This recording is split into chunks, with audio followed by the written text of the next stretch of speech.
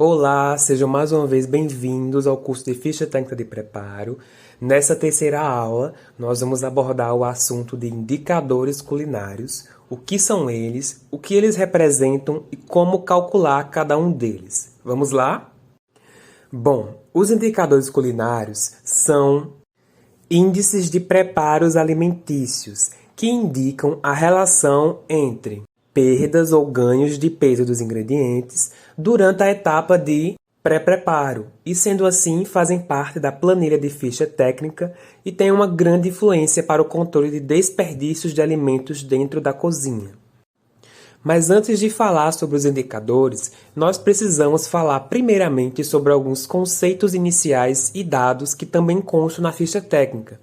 O primeiro conceito é o peso bruto, e podemos definir o peso bruto como o peso dos alimentos na forma que foi adquirido, com cascas, sementes, talos ou ossos, antes de passar pelo processo de pré-preparo.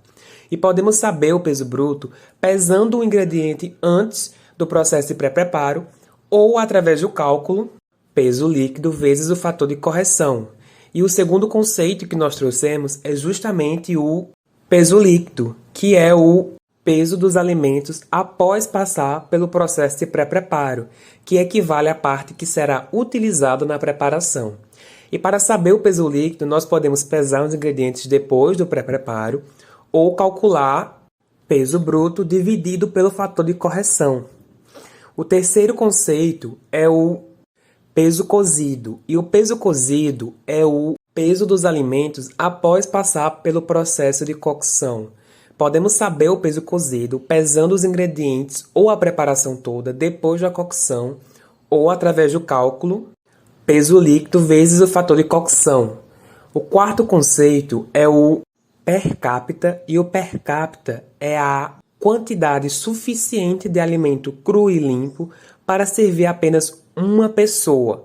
E existe o per capita bruto e o per capita líquido. O per capita bruto é a quantidade para uma pessoa do alimento em sua forma bruta. E nós calculamos ele através da fórmula peso bruto dividido pelo número de comensais, ou seja, o número de pessoas que a receita vai servir. Já o per capita líquido é a quantidade para uma pessoa do alimento em sua forma líquida após passar pelo pré-preparo. E podemos calcular ele através da fórmula peso líquido dividido pelo número de comensais. O quinto conceito é a porção, e a porção é a quantidade da preparação pronta para o consumo de uma pessoa. É comum ocorrer confusão com o per capita, mas o per capita é a quantidade suficiente para uma pessoa do alimento ainda cru, enquanto a porção equivale à quantidade suficiente para uma pessoa do alimento já pronto. E essa vai ser a diferença. Nós podemos saber a porção dividindo o peso final, que é o rendimento total da receita, pelo número de comensais. E o sexto conceito é justamente o peso final, que é o rendimento total da preparação, o peso da preparação já pronta, que equivale ao rendimento total da receita. E podemos saber o rendimento da receita pesando a preparação depois de pronta ou através do cálculo porção vezes o número de comensais.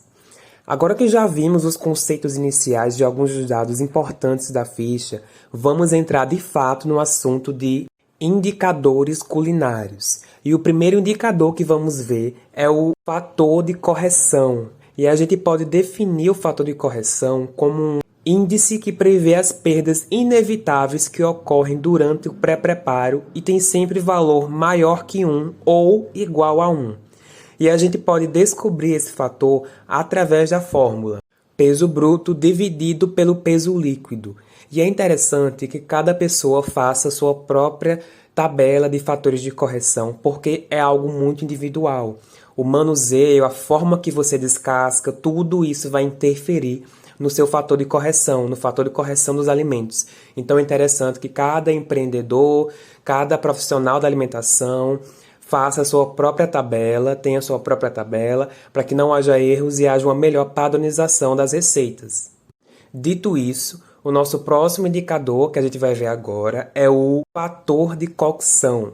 E a gente define esse fator como um índice que prevê o aumento ou a perda de massa do alimento após passar pela etapa de cocção. Os alimentos de origem vegetal sempre vão apresentar fator de cocção maior que 1 e os alimentos de origem animal menor que 1.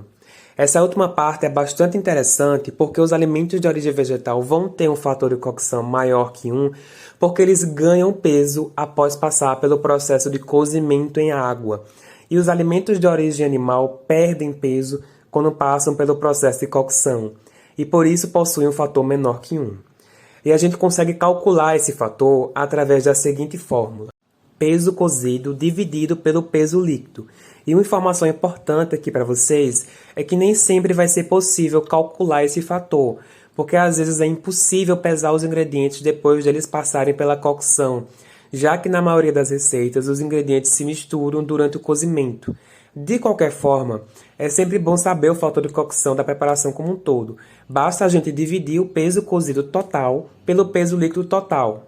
O peso líquido total é a soma de todos os pesos líquidos de todos os ingredientes daquela preparação, tá certo? E o nosso próximo e último indicador é o índice de reidratação. E esse índice é um indicador utilizado para cereais, leguminosas e alimentos que são deixados de remolho, ou seja, imersos em água por um período de tempo. O feijão que a gente deixa ali de molho antes de preparar, esse indicador vai servir para esse tipo de processo, tá certo? E a gente consegue calcular esse índice pela fórmula peso do alimento hidratado dividido pelo peso do alimento seco. Então, a gente pesa o alimento seco, né? E depois que ele passar pelo processo de remolho, nós pesamos ele novamente. E aí, através desse cálculo, nós conseguimos descobrir o índice de reidratação daquele determinado ingrediente. Bom, pessoal, por hoje é só. Esse foi o nosso vídeo referente ao assunto de indicadores culinários. Continue acompanhando os próximos vídeos e não esqueçam de fazer os exercícios de fixação.